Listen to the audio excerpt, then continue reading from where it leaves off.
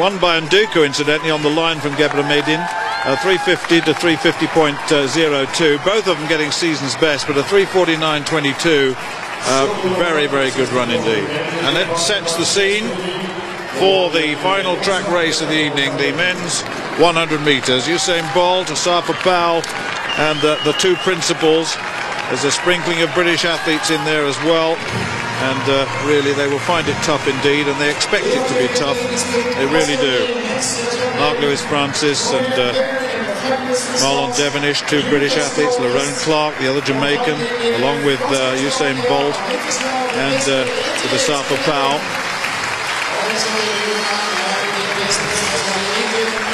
But when I saw Usain Bolt in Strava 10:04, we thought, well, there were one or two question marks. But he went to Rome. He was apprehensive. He was apprehensive at the start of the race. There was no theatricals at the beginning of that race. He was very businesslike. He was nervous, you could see. He didn't quite know what had gone wrong in Ostrava. And quite frankly, he must be the only man in the world that gets criticised for winning. But it was the manner in which he ran that race. He wasn't happy. He said in the press conference yesterday it was quite simply a lack of sleep. I'd lost focus for a while. I needed to get more rest.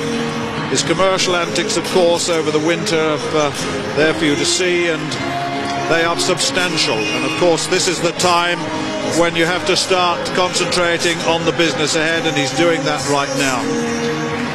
Well, we can go back to this long jump now. Yelena Sokolova, 684 in round 5, backing up that opener of 689, which incidentally had a 2.6 win behind it. So, what can Yelena Sokolova do here in the 6th and final round? She needs to find 7 centimetres to catch her compatriot Kucherenko. That's a big effort. I'm not sure. I don't think it's big enough. She needed 696. It's another very, very solid effort out there around 680. But no, pretty good on the board. Only a few centimetres back off the plasticine. Just sitting back on that one a little bit. 6 metres 82 for Yelena Sokolova, and that holds her second place in this competition. In this final round, it confirms Olga Kucherenko as the winner, who's 696 incidentally in the first round, was also with a strong tail with plus 2.6 behind that one. Well, there's her card. Very, very solid series.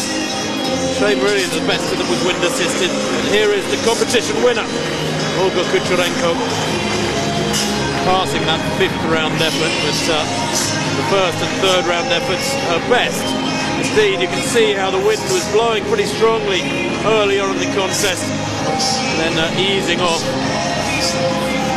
This has little import, it has to be said. Oh no, forward rotation, ends up standing up, gets the red flag and away. Confirmation of that win for Olga Kucherenko. 6 metres 96 for the Russian, ahead of her compatriot Yelena Sokolova, 689, with Janet Loach 678. Well, everyone's settling down now for the final track event of the evening, the men's 100 metres. Lerone Clark of Jamaica in the background, the Commonwealth champion. Drawn in the lane next to Usain Bolt. Final adjustments to the blocks being made. Asafa Powell on the 3rd lane in this draw. He is, Asafa, the most prolific sub-10 second sprinter over 100 metres we've seen, but it's just that little something missing when it comes to the championship. There's so many turned to supporting Jamaica, as well as the Jamaican contingent themselves. Very popular man, of course.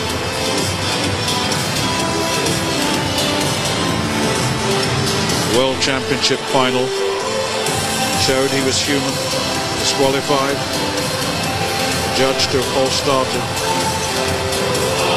Asafa Powell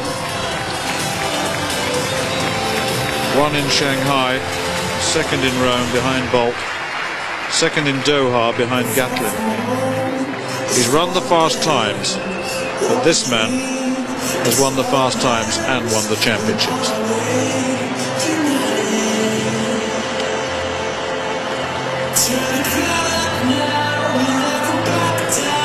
Jamaican support building. What an opportunity for those people close to the start of this 100 metres race to get a close-hand glimpse of the finest and fastest sprinter of all time. Royal family here. Sebastian Coe. What a glimpse of him. How many wonderful runs he had in this stadium over the years. Over 1,500 metres.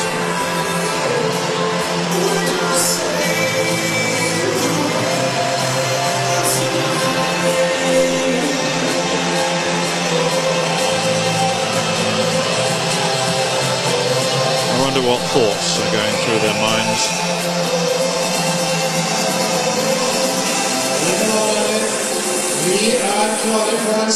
What will Asafa Powell present this evening? The lineup for the men's 100 metres. Simon McGarkey of South Africa in 1. Mark Lewis Francis, Great Britain 2. Asafa Powell, Jamaica 3. Justin Warner, Canada 4. Usain Bolt, Jamaica 5. Leron Clark, Jamaica 6. Fabio Cerruti of Italy 7. And Marlon Devonish of Great Britain in lane 8. The wind looks to have died down a little. We've had plus and minus wind readings down that straight. The women's hurdles just a little while ago, a slight backwind. The race is being visualized.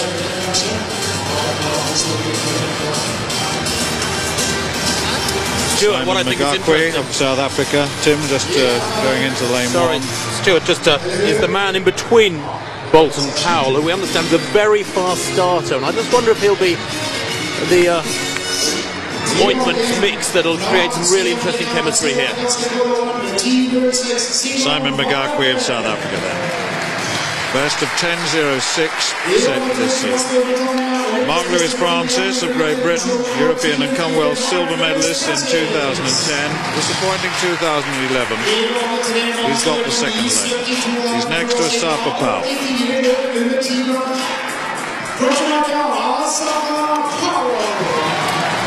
Crowd loving this. Justin Warner, world indoor finalist at 60 metres.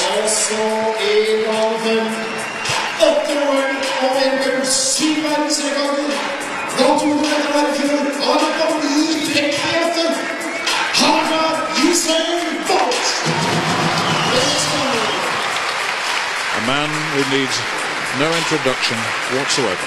Leron Clark, the Jamaican Commonwealth champion, Pan American champion in 2011. 9.99 this season, the third fastest on paper in the field. Fabio Cerruti of Italy, the former European indoor silver medalist at 60, but we'll need to find a bit more. Marlon Devonish, the difficult lane, was third in the Manchester Great City Games, over 150 metres recently. 20 major championship medals to win. The men's 100 metres. McGarkey, Lewis Francis, Powell, Warner, Bolt, Clark, Cerruti and Devonish. Look at the contrast in stature.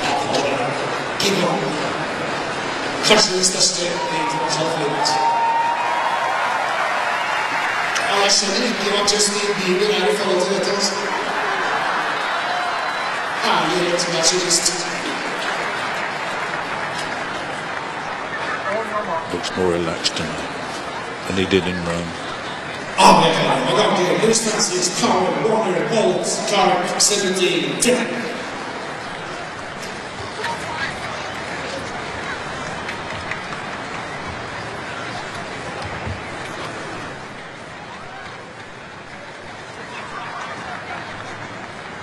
The ritual complete.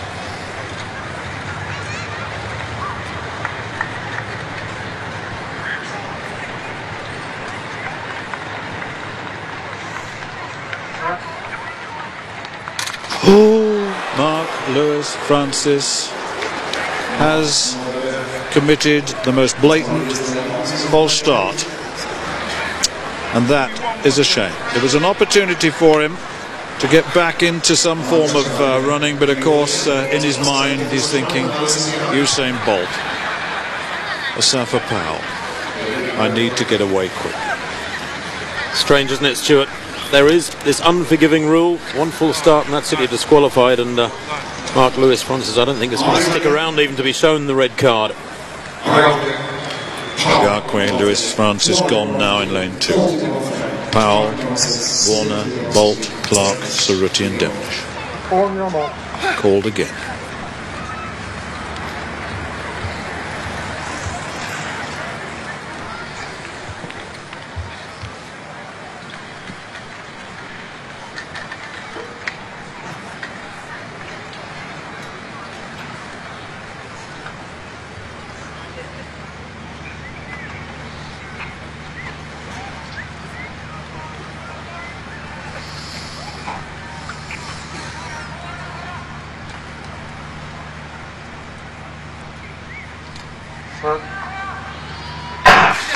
Away this time, Powell's got a brilliant start too, so has Lerone Clark, and Powell going well at the moment. Here comes Bolt, it's Powell and Bolt's coming through on him. Bolt gets it, Powell in second place, 9.79 plus 0.6 metres per second, and I tell you what, well, she'll remember that moment, won't she? Wonderful, but Powell had probably one of the best races I've seen him have, and I thought for a moment, just for a moment, he might hold on. But not so. The great man came through again, 9.79, following the 9.76 of Rome. He really is a man who enjoys the way in which things are. And Asafa Powell will have gained some confidence from that, because he really went very, very well indeed. 9.85 for Asafa Powell. Season's best there. Meeting record, of course, to Usain Bolt. And Lerone Clark, 10.10 in third place. But Usain Bolt lived up to all the expectations. But Powell, what a way. And Lerone Clark got away better as well. Well, Powell there to the right in lane 3, moving really well, and actually up with Bolt to about halfway, maybe to 60. You could see Bolt there really straining at the leash over the last 30 or so to get that half metre. It wasn't a big winning margin, 9.79 to 9.85, and you're dead right, so it's one of Powell's better races. I just get the feeling he's beginning to grow in confidence a little bit. That's not bad from Powell. It's much better than we've seen so far this year. From Bolt, well, I thought I was so pleased to see him start well, because there has been this slight question mark after Ostrava a couple of weeks back over his start. He came out well. He knew he'd got a race on his hands, and that's good to see. He's been pushed now. There was pressure on him tonight. Yeah, he could see Asafa Powell out of the corner of his eye pretty well all the way down there. It was only the final stages when he went away, and Powell, as always, just looks a little bit relaxed as he goes through the line. He really does. You never see that grimace that you see on the face of Usain Bolt. But my goodness me, another 9.79. So the Ostrava run forgotten. The showman is back before and after. In Rome, it was not before, but it certainly was after. The showman is back. The rituals, the start you saw for yourself. This man really believes he is the best. And this fella, well, I thought it was one of his best, because he really competed. But once again, he comes second. Let's have another look at this start. Lerone Clark, well, Bolt actually on that shot gets a pretty good start, doesn't he? It's a different shot from the one we had. And Powell, and it's only at that point that he goes past Powell, and he pats him on the back as he goes across. You know what, Stuart? I mean, it's not warm now in the stadium. What is it, 16 degrees, something like that? No warmer. You put your coat on, I've got my pullover on. The following wind plus 0.6. Strengthen that following wind a bit, make it 10 degrees warmer, and you're getting down towards 9.6 flat, something like that from Bolt, and then you're in very, very serious territory. So people have said they were disappointed with the way he ran in Ostrava. I wasn't. He won. He didn't have a great start, but it was a cool evening, and certainly I think Bolt is as good now as we can expect him to be. And people made the same mistake at the beginning of last season, because he wasn't coming up and pulling up trees breaking world records at the beginning of the summer. He was getting criticism. I think there's nothing wrong with the Bolt camp at all. And I think that Asafa Powell has got a great deal of confidence out of that run. A bit of more belief than we've seen before. 9.79 meeting record, Usain Bolt. Asafa Powell 9.85, a season's best in second place. And the Commonwealth champion, Leon Clark, Jamaica, in third. But the two world-class sprinters just proved it again and again. There it is, Bolt 8 points, Powell 8 points, Rogers 2, but that's the overall situation thus far. Steiner Hone, the meet director, having a word as Usain Bolt wandered past, and the royal group, the royal party, enjoying these moments.